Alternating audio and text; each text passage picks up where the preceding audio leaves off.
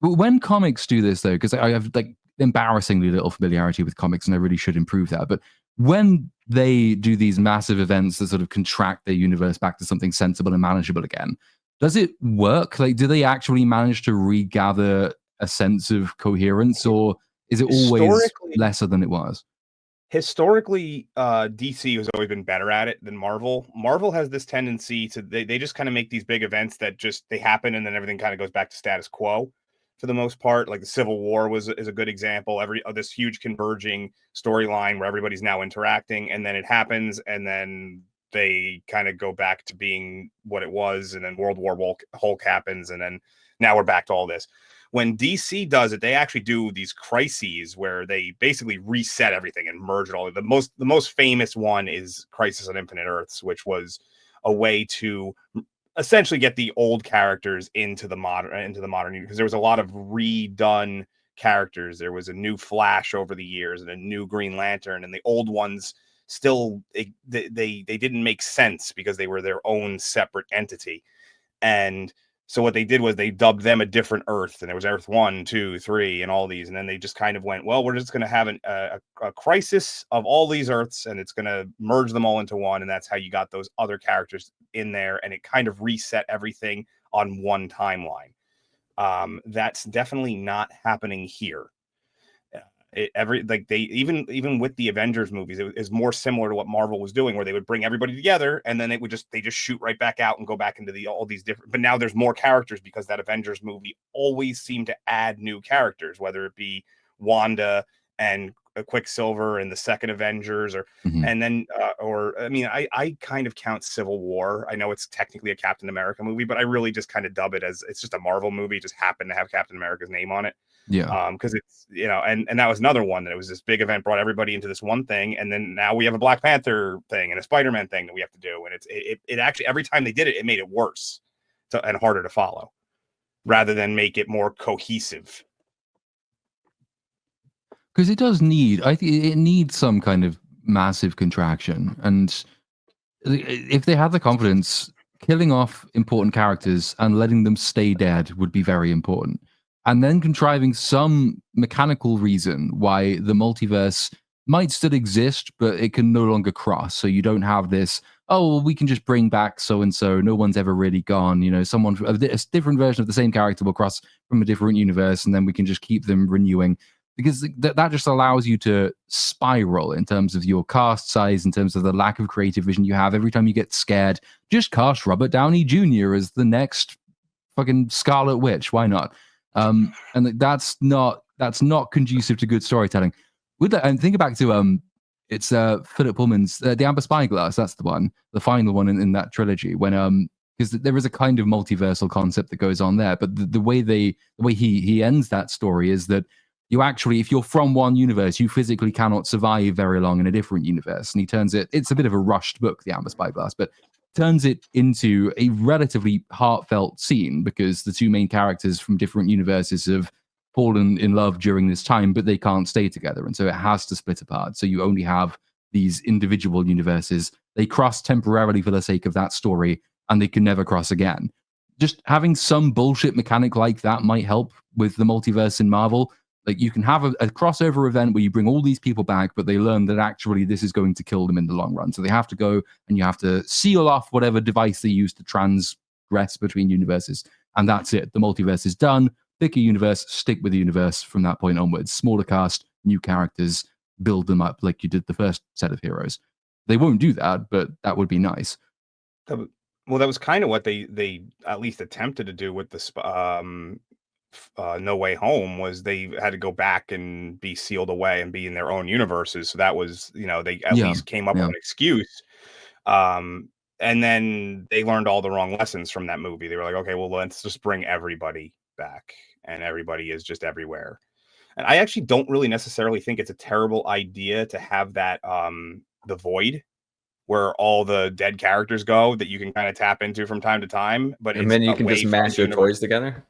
Yeah, and to occasionally tap into that, but they're not affecting the actual universe right. better. If you just, if they're like in their own little pocket dimension here.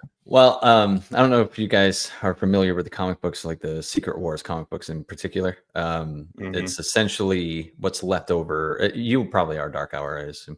Yeah. I mean, I read it I haven't read Secret Wars in forever. Right, but like what's basically left in the 2015 Secret Wars, which is definitely what they're going to try and adapt.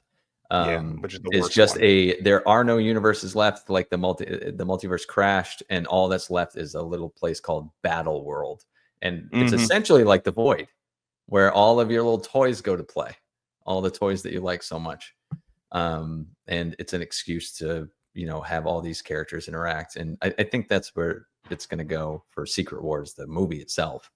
I mean, Deadpool and Wolverine laid that groundwork with the Void. So, yeah. Oh God, yeah. Marvel of course, they'll take the wrong lessons from Deadpool. They will and Wolverine. absolutely take the wrong lessons. Lots of jokes, lots of cameos, zero story, and just mash your toys together. Make irreverent meta jokes. Because everyone knows how to complain about irreverent meta jokes, except when we like the meta jokes, and then everyone likes them again for some reason. Yeah, God, I can't wait for the Deadpool Wolverine era of Marvel. I mean, it's already started. Yeah.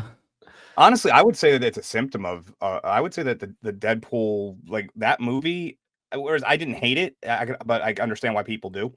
I would say that's more of a symptom of what we had been seeing for a few years now. Not necessarily that's just going to be the biggest example of we had to dust people off and stuff because of how they completely undid Logan for the most part. That was the best send off you could have had, and now it's like, okay, well, we'll just get a different Logan, and it's just. But yeah, Marvel has never been good at dialing shit back ever.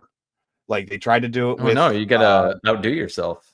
Yeah, well, I mean, even when they did the crossovers and stuff of the different, like when they poured Miles Morales over to 616, and then Ultimate Universe still continued, and it's like, but why is it continuing if he's like, if you're taking the characters out of it, and then they have, every time they start, anytime they sign someone on to make a new storyline, they always just make a new universe every time.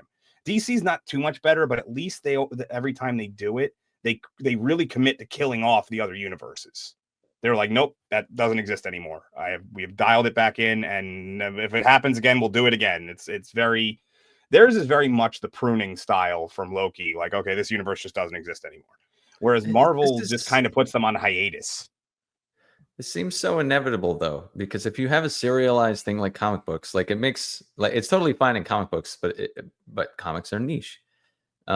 Movies, in theory, are not supposed to be, especially when they have the budgets of these fucking things. So it's inevitable that it has to follow that very convoluted, very messy style that the niche genre of comic books does. And so it's just, I don't know how you're going to keep pumping that kind of money into this type of serialized storyline when it's just going to be a giant, it's already a giant mess, and it's just going to get worse and worse and worse. Like, yeah, say they reset with Secret Wars. Well, what the fuck are you going to do after the next universe is convoluted and shitty, and all the actors are their contracts are up or anything? Like, you're going to have to do it a third time. Ironhead. That comes out this year, or 2025.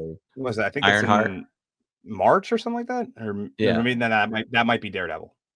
They have a lot. Marvel has a lot coming out next year.